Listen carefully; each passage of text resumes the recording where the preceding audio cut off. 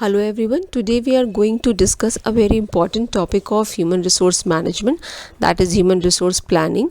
By this video you will able to understand the concept and definition of HRP, why the organization need that HRP. So try to identify the objective of HRP, what are the process, the various factors which affect them, and also discuss the various prerequisites which make them HRP successful in a particular organization. The process by which a management determine how an organization should move from its current manpower position to its desired manpower position, that is called a manpower planning. There is a one definition given by the Coleman. According to him, manpower planning is a process of determining manpower requirement and the means for meeting those requirements in order to carry out the integrated plan of the organization. So we can say that manpower planning is a process of developing and determining objective, policies and program that will develop, utilize and distribute manpower so as to achieve the goal of the organization. HRP is understood as a process of forecasting an organizational future demand for and supply of the right type of people in the right number. In this picture you can see that through planning, a management strive to have the right number and the right kind of people at the right place at the right time to do things which result in the both the organization and individual receiving the maximum long range benefit. It is only after this that the HRM department can initiate the recruitment and selection process. So we can say that HRP is a subsystem in the total organizational planning. It is like a material planning that estimates the type and quantity of materials and supplies needed to facilitate the manufacturing activity of the organization. Sometimes this HRP is also called the manpower planning, personal planning or the employment planning. Now there are the few objectives of human resource planning. The first one is coping with changes. The nature of present workforce in relation to its changing needs also necessitate the recruitment of new labor. So to meet the challenges of new and challenging new technology, new techniques of production, existing employee need to be trained or new blood injected in an organization. The second objective is creating highly talented manpower. To carry on its work, each organization needs personnel with the necessary qualifications, skills, knowledge, work experience and aptitude for work, and these are provided through effective human resource planning. The third one is dealing with uncontrollable situation. Since a large number of persons have to be replaced who have gone old or who retire, die or become incapacitated because of physical or mental alignment, there is a constant need for replacing such personnel, otherwise the work would suffer. The fourth one is reducing attrition. HRP is essential because of the frequent labor turnover, which is unavoidable and even beneficial because it arises from factors which are socially and economically sound, such as VRS, discharge, marriages and promotions. The next one is organizational growth and expansion. In order to meet the need of the organizational extension program, HRP is unavoidable. It becomes necessary due to increase in the demand for goods and services with growing population, or we can say that the rising standard of living. And the last objective of human resource planning is the future personnel demand. HRP is also needed in order to identify area of surplus personnel or area in which there is a shortage of personnel. So if there is a surplus, it can be redeployed, and if there is a shortage, it may be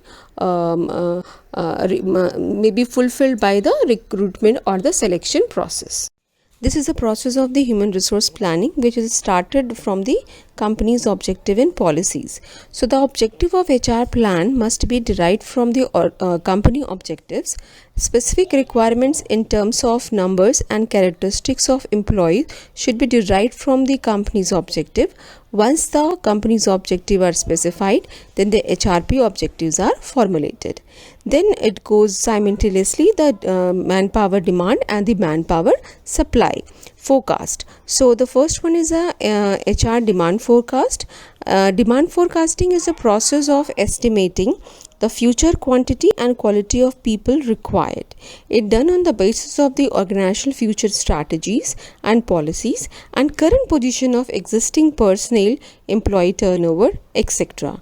Demand forecasting is based upon the several factors, both external as well as internal, like competition, economic change, legal and political environment, change in technology, social factor, these are the external factor, and budget constraint, production level, new product service, organizational structure, these are the internal factors which affect the demand forecasting, HR demand forecasting. Managerial judgment, ratio trend analysis and Delphi techniques are the few techniques which help in the human resource forecasting. The next one is supply forecast, the human resource supply forecast. It measures the number of people likely to be available from within and outside an organization to identify the internal source of supply and external source of supply.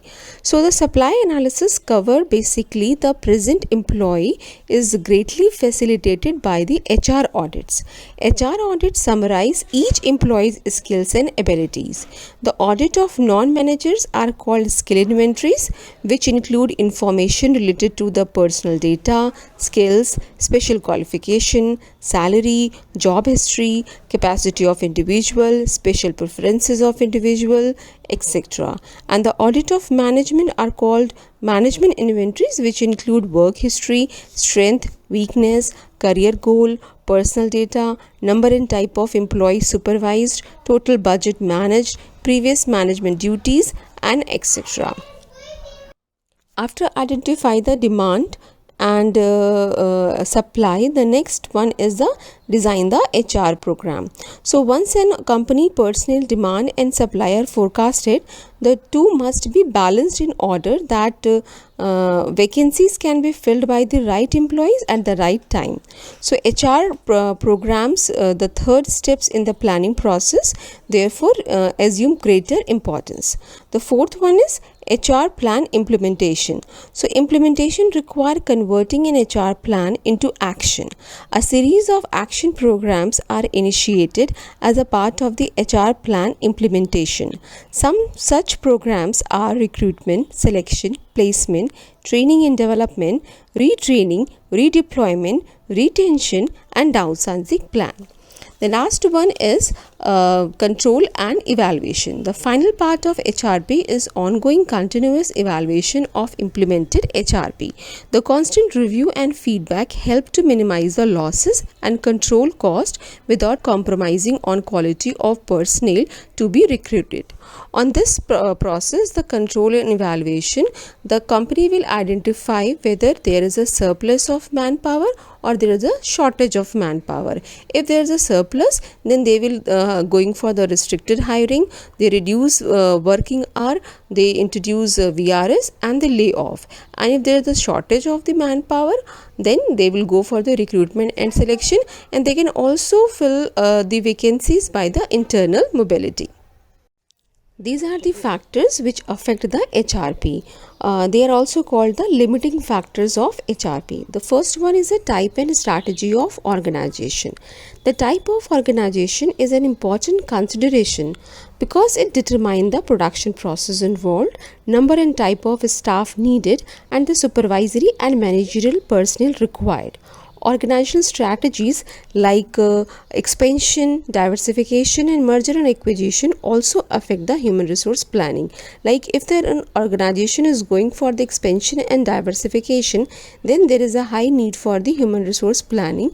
And if they are going for the merger and acquisition, which leads to the removal of large chunks of managerial and professional, which leads to the reduction. Organizational growth cycle and planning are also one of the limiting factor for HRP. The stages of an organizational growth can have considerable influence of human resource planning. If the company are in the embryonic stage, then there is no need for the human resource planning. But when the organization is on the growth stage, which means HRP is needed and HR forecasting become essential. When the organization are in their maturity level, which means they are less flexible and variability and growth slow down, planning become more formalized and less flexible and innovative. In the fourth stage, that is declining stage, HRP takes different focuses. Layoff, retrenchment, retirement should be planned after serious financial analysis.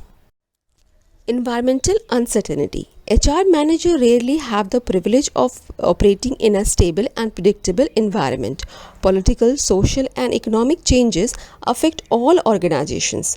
Personnel planner deal with environmental uncertainty by carefully formulating recruitment, selection, training, development policies and program. The next one is the time horizon. We can say that from the period of 6 months to 1 year called to be the short term, and 3 years to 20 years called to be the long term time horizon. The exact time span, however, depend upon the degree of uncertainty prevailing in an organizational environment. So plans for companies operating in an unstable environment must be for a short period.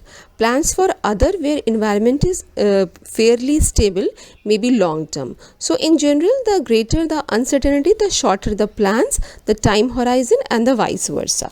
The fifth one is type and quality of information. Type and quality of information also affect the HRP.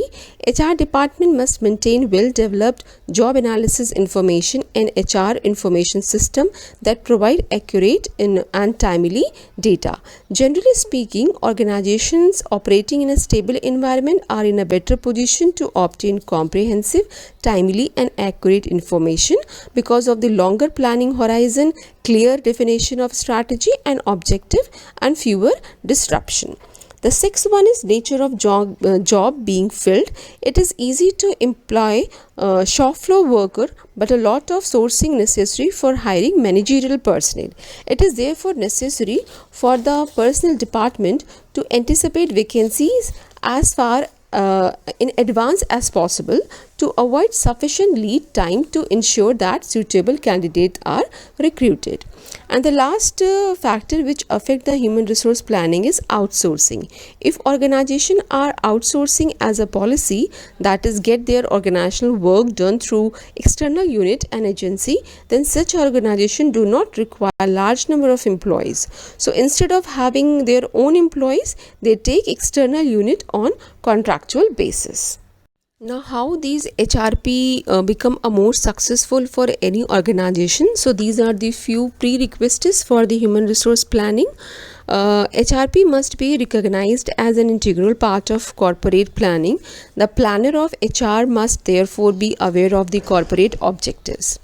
It should be backing by the top management and the HRP responsibility should be centralized in order to coordinate consultant between the different management level. There should be a personal record must be complete, up to date and readily available. The time horizon of the plan must be long enough to permit any remedial action. The technique of planning should be those best suited to the data available, the degree of accuracy required. And also data collection, analysis, technique, plan need to be constantly revised and improved in the light of experience. So that's all about human resource planning. Thank you so much for watching this video. Hope you all understood the concept of human resource planning and also get aware about that this is one of the very important function of human resource management. Stay connected with me for more related video with my channel, and if you're not subscribed my channel, please subscribe it. Till then, take care, stay home, stay safe.